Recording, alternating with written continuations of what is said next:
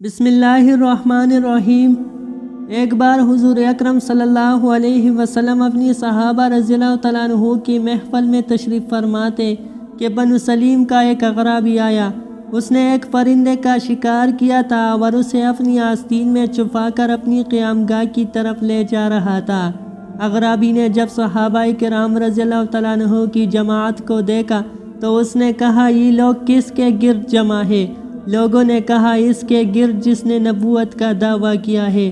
وہ لوگوں کے درمیان سے گزرتا ہوا حضور اکرم صلی اللہ علیہ وسلم کے سامنے آ کر کھڑا ہوا۔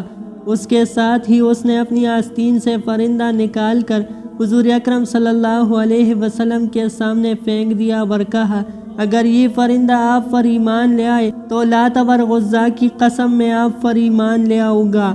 آپ صلی اللہ علیہ وسلم نے پرندے کو پکارا، اے پرندے! تو پرندے نے اتنی بلند آواز سے کہا کہ تمام حاضرین نے سن لیا، اے دو جہانوں کے رب کے رسول صلی اللہ علیہ وسلم، میں آپ کی خدمت میں حاضر ہوں۔ پھر آپ صلی اللہ علیہ وسلم نے پوچھا، تیرا معبود کون ہے؟ پرندے نے جواب دیا، میرا معبود وہ ہے کہ جس کا عرش آسمان میں ہے اور اسی کی بادشاہی زمین میں ہے، اس کی رحمت جنت میں ہے اور اس کا عذاب جہنم میں ہے۔ پھر آپ صلی اللہ علیہ وسلم نے پوچھا، اے پرندے یہ بتا کہ میں کون ہوں؟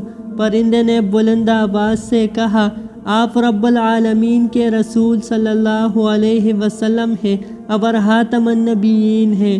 جس نے آپ کی تصدیق کی وہ کامیاب ہو گیا اور جس نے آپ صلی اللہ علیہ وسلم کو جھٹلایا وہ نامراد ہو گیا۔